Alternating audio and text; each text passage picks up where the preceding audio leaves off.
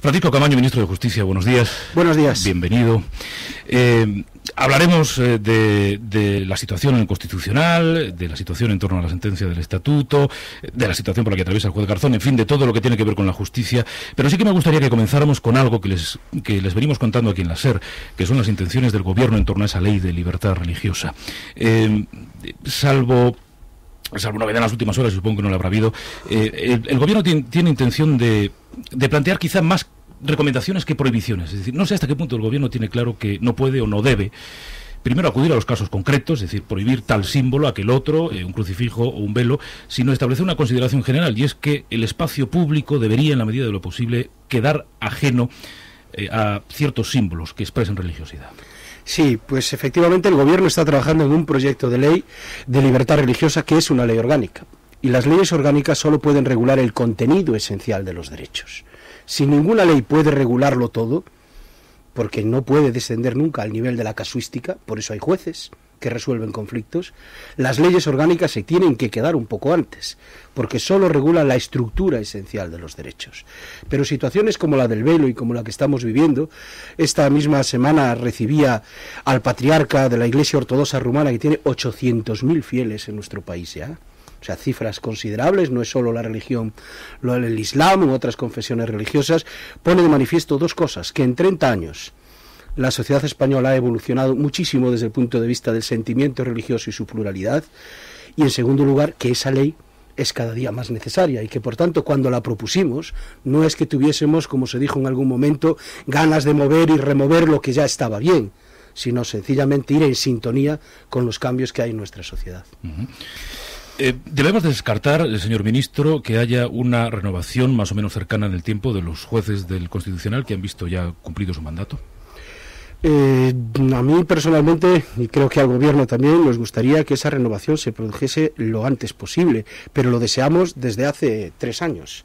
Y es verdad, como dijo ayer el presidente del Gobierno en el Congreso de los Diputados, que los responsables de que no haya renovación, las responsables son las Cortes Generales, más particularmente los responsables son los dos grandes partidos con capacidad de decisión en este tema, pero solo hay un culpable, en mi opinión, que se llama el Partido Popular, y quiero recordar muy brevemente las cosas para que hagamos memoria.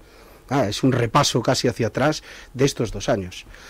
Cuando se pretende cambiar la ley orgánica del Tribunal Constitucional, precisamente para que las comunidades autónomas participen de alguna manera en las propuestas de nombramiento en el Senado de magistrados del Tribunal Constitucional, quiero recordar que lo primero que hizo el Partido Popular fue recurrirlo ante el Tribunal Constitucional.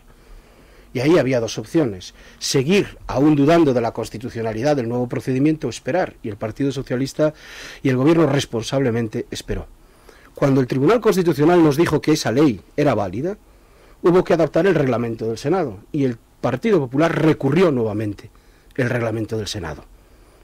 Y también decidimos, por prudencia, por sentido de la responsabilidad de Estado, esperar. Y el Tribunal Constitucional nos dijo: el reglamento del Senado es constitucional. Pusimos entonces en marcha el procedimiento y ocurrió una cosa bien curiosa, ¿no? Que es que de todos los parlamentos el Partido Popular hizo sus cálculos estratégicos sobre qué cuota puedo tener de reparto y sacó solo a 2 candidatos. O hizo todo lo posible para que solo hubiese o saliesen 2 candidatos, mientras que desde, digamos, el otro lado, el que no es propio del Partido Popular o no controlaba políticamente, existe una pluralidad de candidatos a elegir. ¿Cree que el proceso contra Baltasar Garzón está enconando muchísimo, no solo la vida política, sino también el ambiente judicial? Ayer creo que era el presidente de la Audiencia quien decía que, en fin, tal y como están las cosas, este es uno de los peores momentos por el que atraviesa la justicia, al menos en cuanto a consideración, en cuanto a imagen dentro, pero también fuera de España. Lo que sí hacen asuntos como estos, que con razón saltan a la opinión pública y son por tanto objeto de atención, ya no solo de la opinión pública española, sino de la internacional, es oscurecer otras muchas tareas que en el sector de la justicia se realizan día a día, donde se siguen solventando los pleitos y los recursos y ejecutando las sentencias de tantos y tantos ciudadanos. Y yo puedo entender y comprender que tanto en la opinión pública externa a la española y en la española exista cierta perplejidad en torno a este asunto. Pero dicho esto también, y respetando por supuesto la presunción de inocencia del juez Baltasar Garzón, como no puede ser de otro modo, creo que la garantía de la libertad, de las libertades en un Estado son las instituciones, que el respeto a las instituciones es fundamental, que todo tiene un procedimiento, que a veces los ritmos de la política son mucho más acelerados, mucho más inmediatos que los ritmos de la justicia, y este probablemente sea otro de esos supuestos claros, y que por tanto lo que hay que hacer es respetar al Tribunal Supremo en este caso, y además dejar que realice su trabajo y que encuentre una resolución justa y fundada en derecho. Nos quedan un par de minutos, pero reforma del Código Penal. Este siempre es un proceso largo. Los medios le vamos prestando atención de vez en cuando. Ahora nos ha llamado mucho la atención lo del endurecimiento de los castigos para quienes cometan hurtos de manera reincidente. Supongo que no es lo fundamental de la reforma del Código Penal. No es, desde luego, lo fundamental. La reforma del Código Penal, en su exposición ante el Congreso del proyecto de ley, expresamos primero cuál era nuestra posición. Era un texto para ser hablado en el Parlamento y así está resultando. Se han incorporado, ayer mismo se votaban muchísimas enmiendas de todos los grupos, de Esquerra Republicana, del Partido Popular. Otra cosa es que después las posiciones políticas, y aún queda un recorrido hasta que lleguemos al Pleno, tengan, como todo, debate parlamentario y negociación parlamentaria, sus momentos más expresivos o menos, pero ha incorporado muchísimas medidas que a nosotros nos parecían muy importantes. Por un lado, ha oxigenado el Código Penal en aquellos delitos que ya la sociedad española comprende con otra óptica. Por ejemplo, el consumo, el menudeo o el tráfico muy pequeño de sustancias estupefacientes. Hoy una persona a la que tiene la mala suerte, porque casi se puede decir que es mala suerte, de intentar vender una pastilla, una sola pastilla de éxtasis a otra persona, que es la que tiene, porque se la ha dado un amigo, estoy hablando de un caso real, se la ha dado un amigo en la discoteca y él no consume drogas y la intenta vender y tiene tan mala suerte que se la vende justamente a un policía, le pueden caer 3 años de prisión, de cárcel. Por eso, con el código vigente que tenemos. Esto parece que en la sociedad de hoy es algo desproporcionado y sin embargo no teníamos cubierto delitos con la suficiente atención como puede ser la trata de seres humanos, como puede ser la corrupción, que todavía tenía penas demasiado benignas en nuestro sistema y es algo que queremos definitivamente combatir, o la agresión sexual, especialmente a menores. Es en ese contexto donde el código se ha rearmado. Y en uno que hablamos poco, si me lo permites, sí, y que es muy importante para la cultura de un país, que es que por primera vez vamos a introducir en nuestro derecho penal la posibilidad de que las personas jurídicas delinquen. Porque hasta ahora solo podíamos cometer delitos las personas, pero una sociedad anónima no podía cometer delitos.